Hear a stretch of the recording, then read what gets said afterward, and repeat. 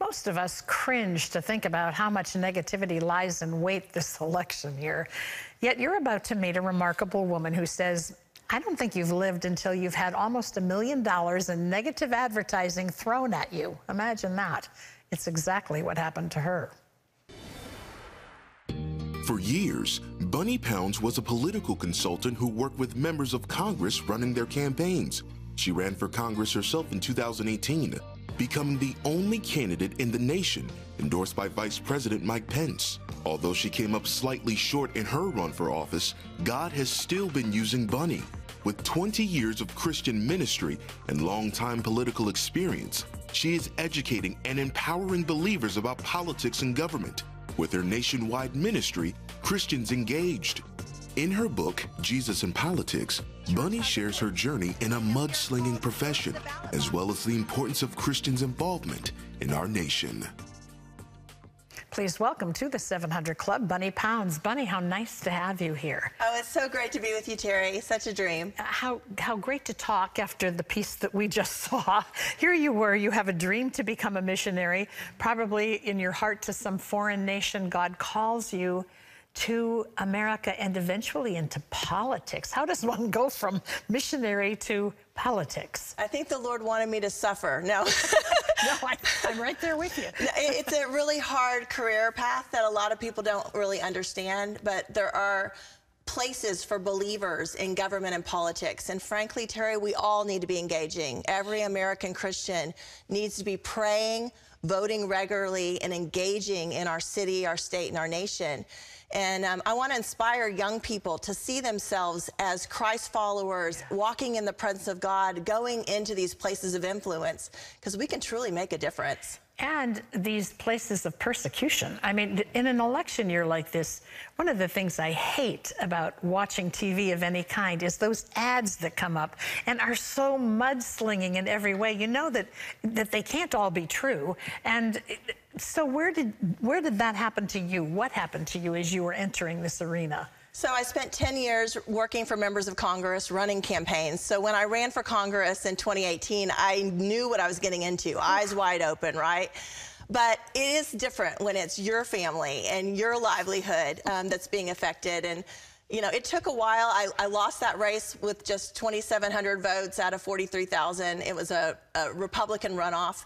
But it took recovery time. Yes. I mean, I never had failed before. I had never had that kind of dramatic thing happen to me. And it is difficult. And what people need to understand is when people are putting themselves on the front lines of the battle, running for office, we need to be praying for them, holding their hands, and walking beside our brothers and sisters that are doing that. So what did God teach you in the midst of that? Because I know you went through a time of, how can somebody not feel bitterness when they're attacked like you get attacked on the battlefield of politics? What did God teach you through that, Bunni? Well, part of my motivation for writing this book is to help people have a lens that they need to get involved in politics and government as believers. But secondly, those of us that are involved, we need to be watching our souls and our hearts. Anger hits us, pride hits us, fear hits us, offenses, bitterness, and unforgiveness. And for me, my opponent had floated all of his runoff. His consultants had floated all his invoices. And so I ended up the campaign having outraised him by $300,000.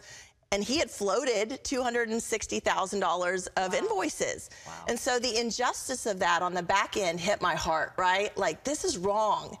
It was legal, but felt injustice. Yes. And so a year later, the Lord told me, he said, you have to get over this, and the only way you're going to move forward is to do something that would impact your own soul. So I went to my opponent and asked him if I could help pay off the rest of his debt from the runoff, and we raised him about $40,000 and celebrated him and laid all of our unforgiveness at the feet of Jesus.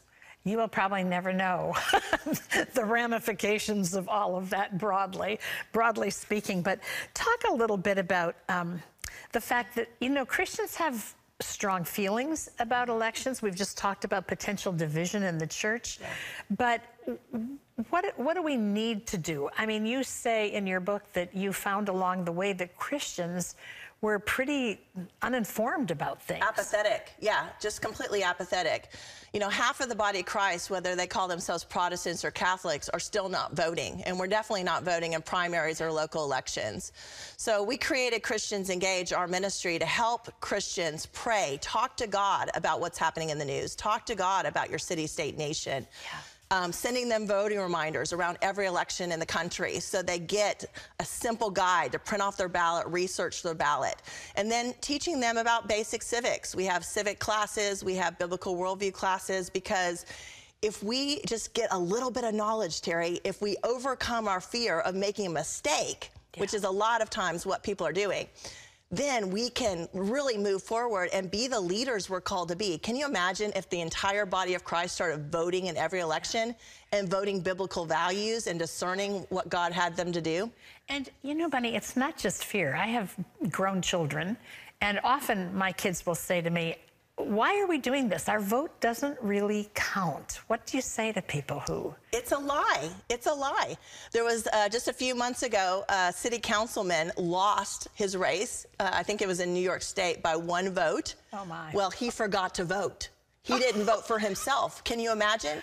So there are races that happen all the time that are won or lost by 10 votes, 100 votes. But even if you're really concerned about the presidential election, you don't know what to do, I want to remind people that the president is going to put in everybody in the executive branch, right? So we have to make those choices based on platforms, not based on personalities.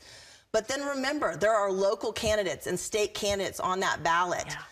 And we need to be showing up and researching that. And a Christian can do that in 30 minutes. Yeah. Research their ballot and go and make decisions. Your organization, Christians Engaged, had trouble getting a tax-exempt status. Tell us about that. Yeah, 18 months into our ministry, all we were doing was teaching on prayer, voting, and engagement, not endorsing candidates or political parties. And we got a letter from the Internal Revenue Service saying that we're denying your tax-exempt status. And get this, this is all in quotes, because Bible teachings are typically affiliated with the Republican Party and candidates. Wow. Can you imagine? And then they went on to say, because you're a Democrat, that would offend me. Yeah, right. And so they went on to say, because you're teaching on the sanctity of human life, biblical justice, debt and taxation, Israel, these things are inherently Republican, and therefore you're not nonpartisan. Well, that decision would have affected every church and ministry in America. And I talk about in my book in chapter 8 is called The Boldness of Joan of Arc, because courage and boldness is not in a vacuum. Yes. We step out, and our board decided to take that on with our friends at First Liberty Institute, and we won that case in 21 days, and thank God. We're in an election year. There's going to be a lot going on between now and this coming November. What is the bottom line word you would give to believers? We have to stand on the wall like Nehemiah went into Jerusalem, right? In 52 days. Can you imagine going into Jerusalem and mobilizing the people to rebuild a wall in 52 days? That's what he did, before cell phones and before text messages. Imagine. And he told the people, put yourself on your section of the wall. Take your family and community. Don't look at the whole big problem. Don't look at all the big wall. Because if we do that, all the voices that want to keep us in apathy and complacency, but focus on what you can do. So I know we're focused on the presidential election this year. We should be. But we also need to look at our school boards, our local city councils, our Chamber of Commerce, our Rotary clubs, our homeowners associations. Where can we be leaders in this country and take the gospel into those places of influence? Wow. I want to say Bunny's book is called Jesus in Politics, One Woman's Walk with God in a Mudslinging Profession. It is available nationwide. Get engaged, people. Get engaged. Bunny, thank you. Oh, thank you, Terry. Terry. Great to have you here.